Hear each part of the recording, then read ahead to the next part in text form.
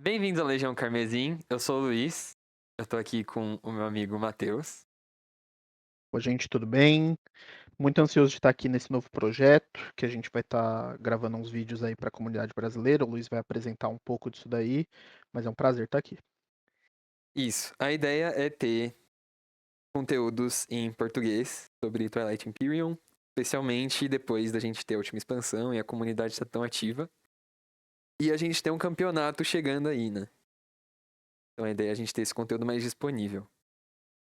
E a gente vai falar Isso. hoje sobre Multidraft.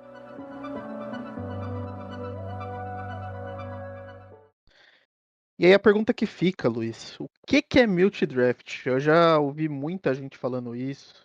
Se igual as pessoas que estão ouvindo, assistindo isso daqui, não sabem o que é multidraft, como que você resumiria pra gente?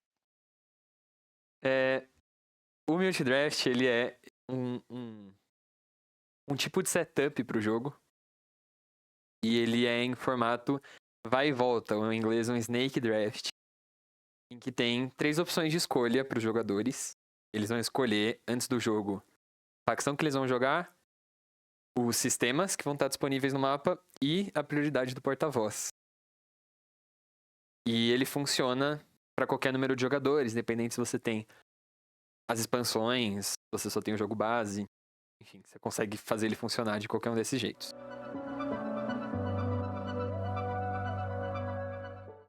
Bom, vamos lá então falar um pouquinho sobre como funciona na prática o Multidraft. Aqui, o que vocês estão vendo é um dos sites que a gente usa para fazer esse setup inicial, né? Geralmente, para quem joga online, isso é feito dentro da plataforma do TTS ou do TTPG, que a gente vai falar também, vai ter vídeo aqui no canal sobre isso. Mas geralmente a gente usa esse site principalmente para o setup de jogo presencial. Então, como que funciona? O que a gente está vendo aí na tela, Luiz? Explica para mim. A gente está vendo aqui primeiro a configuração de você entrar no draft em si. Então a gente colocou 6 jogadores, que é o mais comum. É, colocamos 7 facções para serem escolhidas e 7 slices ou fatias. A gente já vai falar de tudo que isso significa. Mas essa aqui é Certo. basicamente a configuração antes de entrar no draft. Nessas outras plataformas você também tem um passo parecido com esse, de definir a quantidade dessas coisas. E por que a gente definiria a quantidade, ou como que a gente definiria a quantidade? O mais comum é você usar número de jogadores mais um nas opções de facção e fatias. Mas se você quer um draft um pouco menos competitivo, um pouco menos punitivo, dá pra você usar número de jogadores mais dois também.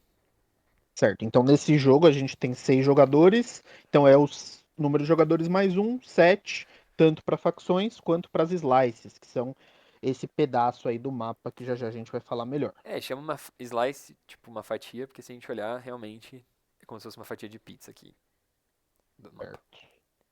Então, vamos lá. Vamos ver como que seria esse draft na prática. Aqui a gente já tá na tela do draft, e aí quais são as regras, né, do draft?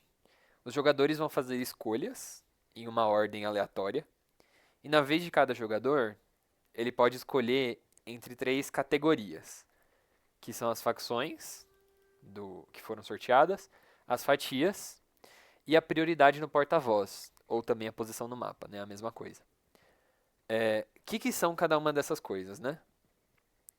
A slice, como a gente falou, é o pedaço do mapa que está mais próximo do sistema natal de cada um dos jogadores. Então, se a gente olha um exemplo de slice aqui, de fatia, o sistema natal do jogador vai vir nesse sistema que está em verde, e a gente consegue ver todos os planetas e anomalias que vão estar presentes perto do natal dele. Esses são os sistemas que estão mais próximos desse jogador do que de qualquer outro no mapa. Exceto esse sisteminha aqui, que nesse caso é uma supernova, que é chamado de equidistante. Ele está à mesma distância desse jogador que ele vai estar do vizinho dele. Por isso que ele chama equidistante. Isso. Nesse caso, ele tem dois sistemas de distância do Natal desse jogador e de um dos vizinhos dele, né? O vizinho à esquerda dele, geralmente. Exato. As fatias, né, elas são normalmente aleatórias. a não ser que você participe de um campeonato ou que seus amigos montem fatias específicas. E elas têm uma certa configuração. Normalmente são dois sistemas com o verso vermelho, que são anomalias ou sistemas vazios, e três sistemas com o verso azul, que é onde tem planeta. Isso é interessante porque ela segue uma estrutura também, né? É bom de você analisar isso. Bom, depois da gente definir o que são as slices e como elas funcionam, vamos falar das outras duas opções que você tem para escolher no Multidraft, que são as facções, que é literalmente você escolher qual a facção que você vai jogar naquele jogo. Então, ao invés de ser uma escolha livre, a gente tem essas 7 opções que foram sorteadas pelo site, né? No, na plataforma lá do TTS vai ser o jogo que vai sortear também aleatoriamente, e você vai poder escolher jogar com uma delas, e você já sabe quais outras vão estar em jogo. Como a gente está em 6 jogadores, só uma dessas não vai estar em jogo. E aí, a última coisa, né, a última opção que você pode escolher é a ordem do porta-voz. Então, como vocês estão vendo ali no mapinha, você pode escolher seu speaker, segundo, terceiro, quarto, quinto e sexto. O que que isso interfere no jogo? O porta-voz é o primeiro a pegar a carta de estratégia na primeira fase de estratégia. E, consequentemente, né, a ordem que você escolheu ali é depois do porta-voz. Isso também interfere nos vizinhos que você vai ter no jogo, quem vai estar mais perto de você. Então, às vezes, você pegar uma facção mais fraca no começo do jogo, você tem que pensar quem vão ser seus vizinhos, né? Isso também é uma coisa importante de definir no começo do jogo. A última parte das regras é sobre a escolha dos jogadores mesmo. Então, a gente falou que os jogadores são sorteados numa ordem, nesse caso aqui, o jogador D vai ser o primeiro a escolher, depois o jogador E, depois o jogador A. Então, quando chegar a vez do jogador, ele tem que escolher uma dessas três coisas: ou a facção, a slice ou a prioridade. E ele tem que escolher de uma categoria que ele já não tenha feito uma escolha, porque você não vai escolher duas facções para jogar seu jogo, por exemplo. Exato. Então é bem importante você pensar o que você vai escolher. E aí vamos fazer aqui, né, mostrar um exemplo de como isso funcionaria, porque essa ordem, igual o Luiz tinha falado no começo do vídeo, que é o vai e volta, o Snake Draft, é muito importante, porque o jogador D, ele tem um benefício, que é escolher primeiro. O problema para ele é que esse draft não vai chegar lá no jogador C, que é o último, e voltar para o jogador D. Ele vai voltar do C para o B, do B para o F. Então, vamos mostrar como isso funciona na prática, Luiz. Por exemplo, nesse draft aqui, começando do jogador D, ele escolheu Nomad. Ele queria jogar com a facção Nomad. E aí o jogador E escolheu a Slice, a fatia dele. E os outros jogadores seguintes também escolheram facções. O jogador A escolheu Nasroka e o jogador F escolheu Barony. E aí o jogador B, como já estava ali chegando no final da primeira rodada das escolhas, ele pegou a ordem de porta-voz. Então ele vai ser o porta-voz na primeira rodada e vai sentar naquela posição ali da mesa. Agora, o jogador C, ele tem duas escolhas na mão dele. Então ele vai poder fazer duas escolhas consecutivas e depois volta para o jogador B. Então, aqui é muito importante, se você for o jogador C, você pensar no que é mais importante para você. Porque você vai ter essas duas escolhas consecutivas, vai subir até o jogador D e depois volta descendo. Então, a sua escolha vai ser a última. Que a sua última escolha vai vir o que sobrou. Então, a gente vai fazer aqui mais uma demonstração para vocês verem como que ficaria isso numa parte mais tarde do draft. Aqui nesse caso, como só uma pessoa tinha escolhido a prioridade no porta-voz e outra única pessoa também tinha escolhido Slice, o jogador C já percebe que pode ser que tenha sobrado coisas já piores aqui nas facções, e ele decidiu escolher a prioridade número 2, o que é excelente, e uma das slices que sobrou que ele achou que era uma das melhores também. E aí dá pra ver já aqui ele sentando no lugar do segundo jogador, com a fatia dele encaixada no mapa. E agora vai acontecer exatamente o que o Matheus falou, que o draft vai voltar ao contrário, e o jogador B vai fazer a escolha dele, até chegar no primeiro de novo. Então agora todo mundo já escolheu mais alguma coisa, voltamos pro jogador E. e ele também já fez a escolha dele. E agora o primeiro jogador vai terminar de fazer as escolhas dele do draft, porque ele vai ter que escolher duas vezes e só falta ele escolher a ordem de prioridade e a fatia dele também. Bom, terminado o draft, fica assim. Os jogadores são colocados em ordem do porta-voz para o último. Ali na direita no mapa vocês conseguem ver que já fica o mapa completo, né, com as slices completas. Cada jogador escolheu. E esse é o setup inicial.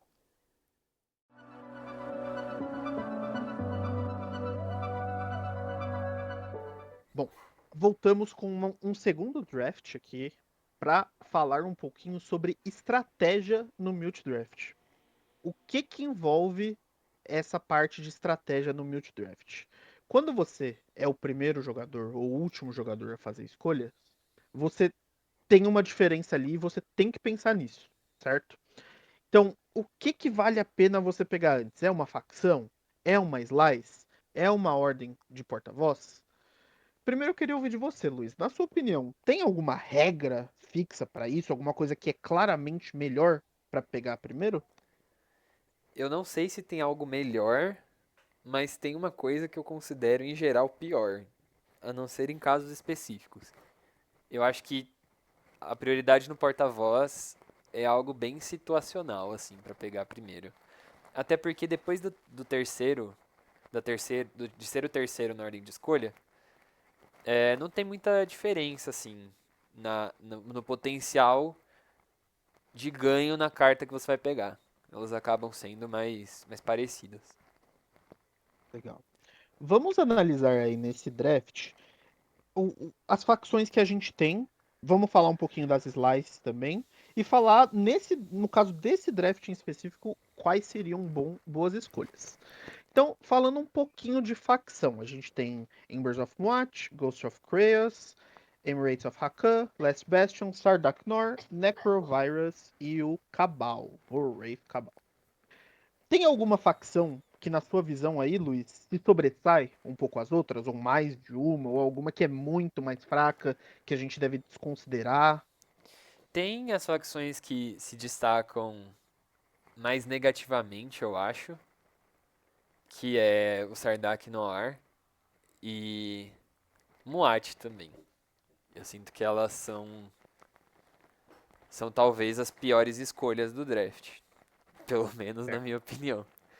Isso, É, isso que a gente está falando aqui, vamos deixar uma coisa clara para o público. Isso não é questão de gosto, isso não é questão de, essa facção é injogável. A maioria das facções são jogáveis, só que vai depender da sua slice, vai depender do seu vizinho, vai depender de muita coisa. Mas a gente está falando num vácuo, né? No abstrato, quais facções às vezes são melhores ou piores. eu acho que se considera também um jogo mais competitivo também. É, Claro, claro. se você quer jogar um jogo casual, ou que você não se importa muito com o resultado, que você quer só experimentar a facção e tal, isso não faz muito sentido também. Mas a gente tem facções aqui que se destacam por serem melhores também. O Wraith Cabal, depois da última expansão de Thunder's Edge, ganhou muito destaque. É, Ghost of Krios também consegue ter bastante plástico de graça na mesa com o avanço. A palavra oficial é breakthrough, mas a gente não tem tradução ainda. Acho que vale a gente só usar avanço pra isso em português. Até a gente ter, se tudo der certo, o jogo vindo pro Brasil. Exato. Estamos na comunidade BR, então vamos falar o máximo em português. Exato. É, mas de resto, eu acho que as facções têm um nível de poder assim bem balanceado. Last Bastion pode ter um começo de jogo um pouco mais sofrido, mas é super jogável também, dependendo da sua fatia. Certo.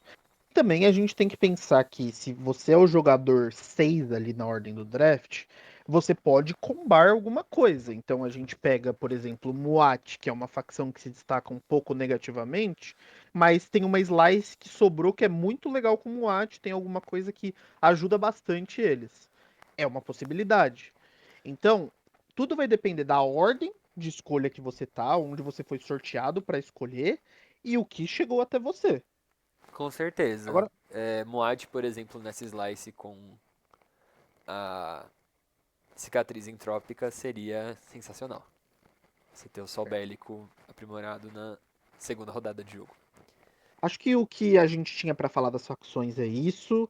A gente pode fazer algumas considerações depois, mas vamos falar um pouquinho das fatias e como que elas interagem e o que a gente tem que considerar na hora de escolher elas. Boa, eu acho que a primeira coisa é a gente pensar nos valores dos planetas, né? Tem um conceito interessante quando a gente está olhando para Slice, e no jogo em geral também, que é como você pode gastar aqueles planetas de um jeito ótimo, ou com o mínimo de desperdício de recurso e influência. O que isso significa? Se a gente tem, por exemplo, Krag aqui da ponta, que é um planeta de 2 recursos e um de influência, você vai querer gastar ele pelos recursos. Então, se a gente estiver falando do valor ótimo, Krag é equivalente ao planeta que é 2-0, porque a gente não vai usar a influência, exceto para votar, né? Isso, mas essa é uma questão que não é fixa, né? Em um caso de desespero muito grande, você pode usar ele como um planeta 0-1, só que não é a forma igual o Luiz disse, ótima, otimizada. É algo que você está perdendo alguma coisa com isso. Exato. Então, se a gente está nesse site, pelo menos, a gente consegue ver aqui que essa fatia inteira, quando você gasta ela do jeito ótimo, você tem 4 recursos, 7 de influência e um Coringa, ou um planeta que você pode usar tanto para recurso quanto para influência. Nesse caso, é Andeara, que é um planeta de um de recurso e um de influência, tanto faz o jeito que você vai gastar ele. E como que eu analiso qual slice é melhor? Eu pego a que tem mais recurso, eu pego a que tem mais influência, eu pego a que tem mais coringas? Como que eu faço, Luiz? Tem algumas coisas para você pensar quando você vai escolher. É, eu acho que uma das coisas que mais pesam na hora de pegar uma slice é o começo do jogo. É você pensar se a facção que você está considerando jogar, ou que vai chegar em você durante o draft, se ela consegue jogar o começo de jogo direito. Por exemplo, essa fatia aqui mesmo, ela tem um problema, que é um buraco, um espaço vazio no meio da fatia. Então tem facções que vão ter problemas em chegar rapidamente nesse sistema aqui da frente.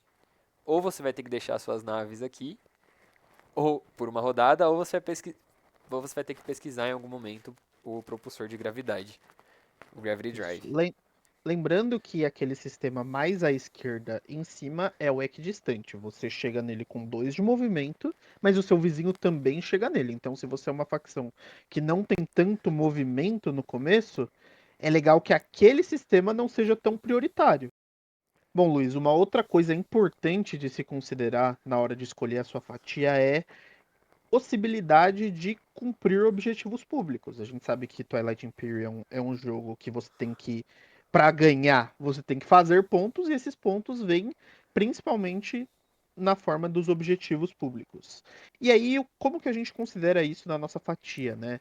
A gente tem objetivos de ter certa quantidade de planetas, de ter naves em sistemas vazios, pode ter algo considerado com anomalia.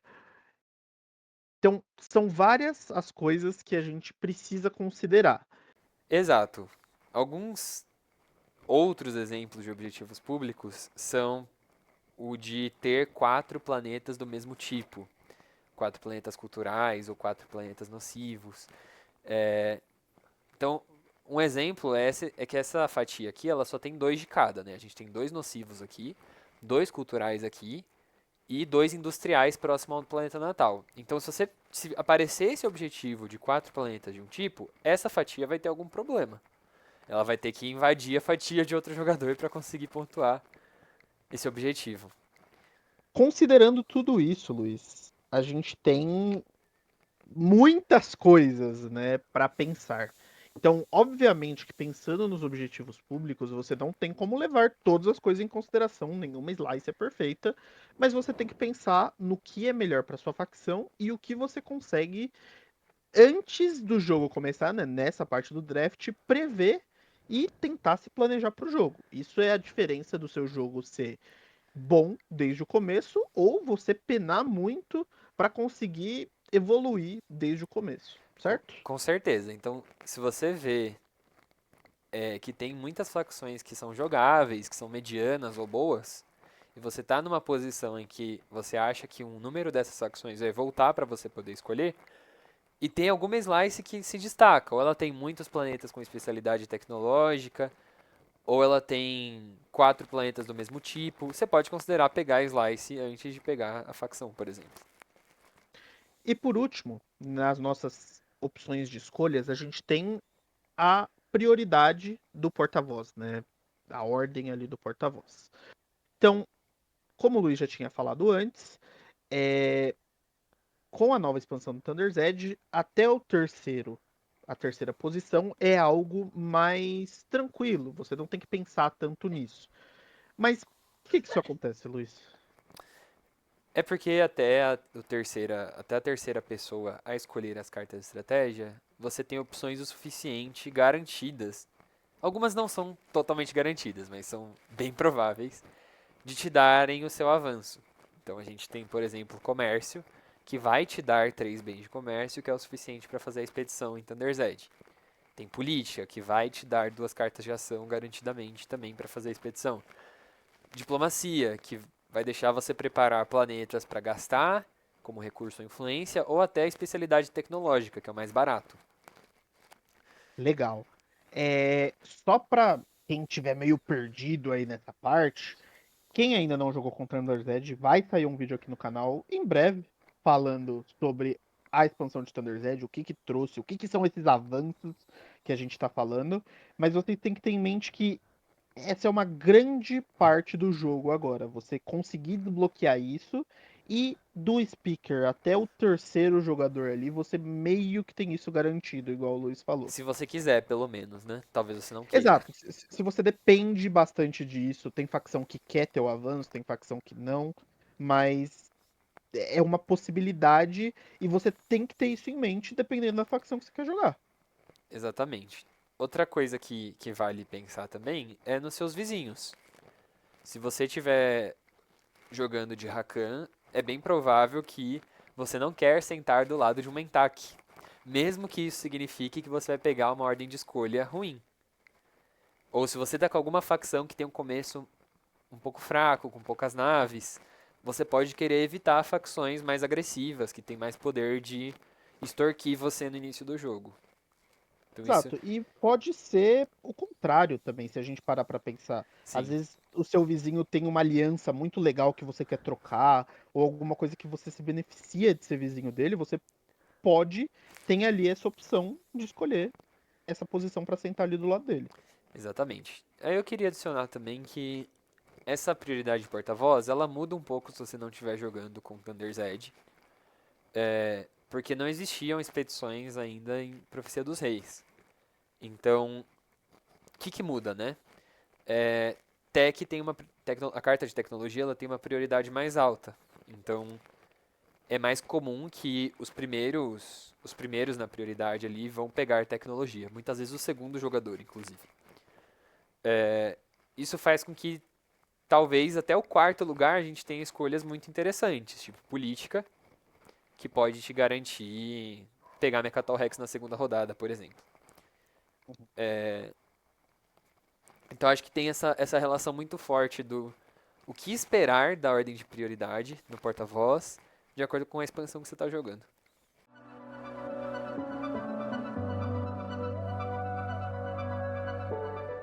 Bom, Luiz, a gente está chegando ao final do nosso vídeo, mas antes de acabar, eu queria trazer uma discussão que é bem relevante e talvez muitos membros da comunidade se perguntam, isso que eu vou trazer aqui para a gente discutir, que é por que jogar com multidraft, sendo que tem o draft do manual, ou tem outras formas de fazer esse setup inicial do jogo. O que que você acha em comparação, né? Por que que o multidraft é melhor ou tem alguma vantagem nele? Acho que o primeiro ponto é que o multidraft é mais competitivo. E aí a gente volta no que eu falei lá atrás no vídeo. Se você não quer ter um jogo competitivo, se você não liga pra isso, tá tudo bem você usar o draft do manual, você usar mapas pré-criados, que também é muito divertido. Mas o multi-draft ele garante que as escolhas dos jogadores vão ter consequências. Então, se eu deixei de escolher uma facção, talvez quando volte para eu poder escolher isso, tenham escolhas piores. Talvez não, né? Se todo mundo estiver fazendo draft direito, é isso que se espera que aconteça. O setup do manual, por outro lado, ele deixa muitas opções livres, muitas opções disponíveis. Se jogadores experientes usam esse tipo de configuração, os jogos seriam muito parecidos. Sempre teriam facções com muito poder, muito potencial. E isso acaba estragando um pouco a rejogabilidade, né, do jogo. Certo. E quanto a, assim, comparação de velocidade, quanto mais ou menos vai demorar ali para fazer um multidraft e como isso compara com outros tipos? Então, isso é uma coisa interessante, porque o draft do manual ele é bem demorado. E ele envolve muitos passos, né? Colocar muitos sistemas no jogo e ficar intercalando isso com os outros jogadores pode demorar bastante. O multi-draft ele tem uma vantagem, porque como tem esses sites, essas plataformas, você pode fazer o draft antes de chegar no dia ou no horário do jogo mesmo. E já ter isso pronto para quando as pessoas forem realmente se juntar para jogar, né? Isso. E isso, inclusive, é uma coisa que a gente traz muito nos nossos jogos presenciais, que geralmente já dura bastante tempo. Então é bom chegar aonde a gente vai jogar, como já tinha alguma pessoa ali antes, já tá montada a mesa, já tá tudo pronto para jogar. Exato. E aí tem o último ponto que é a variedade no mapa do jogo, né?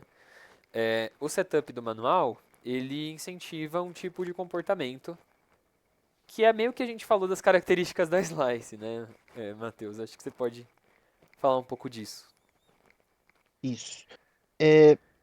As slices montadas, né, como o draft do manual sugere, geralmente vão ter padrões de anomalias ou padrões de caminhos mais tranquilos.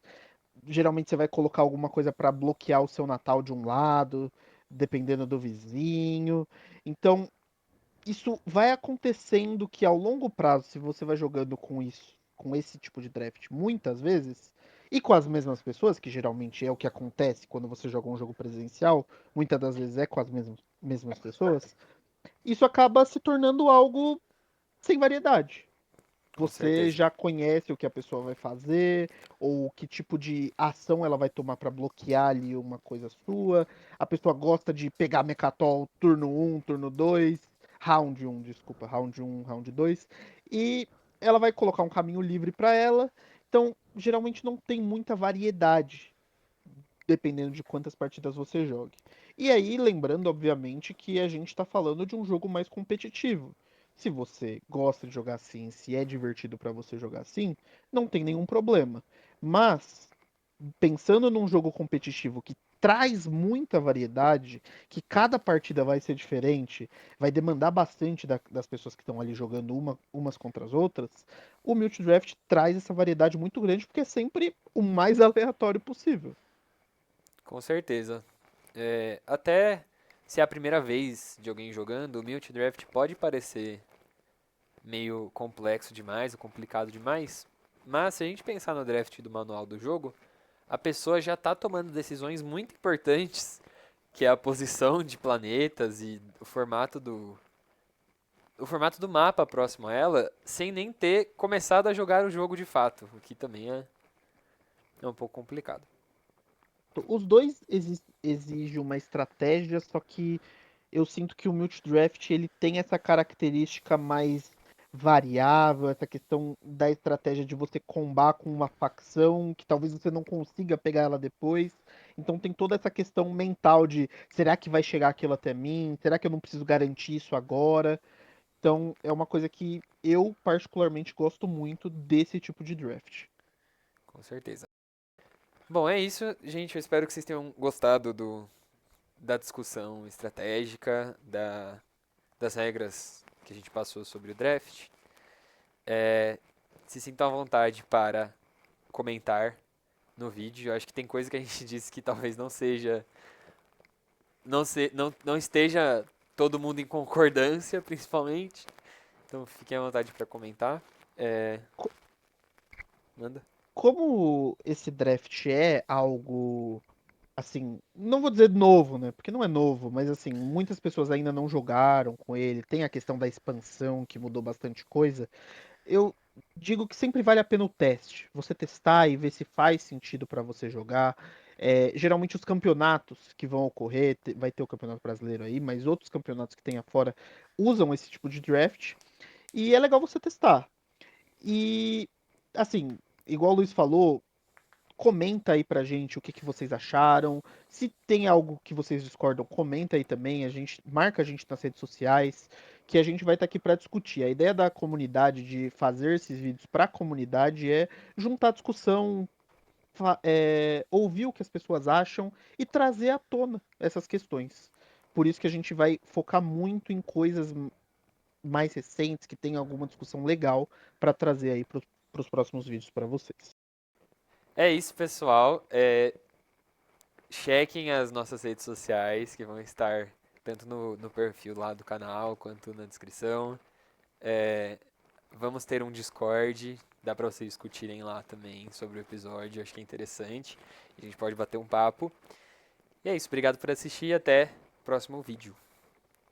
Até a próxima.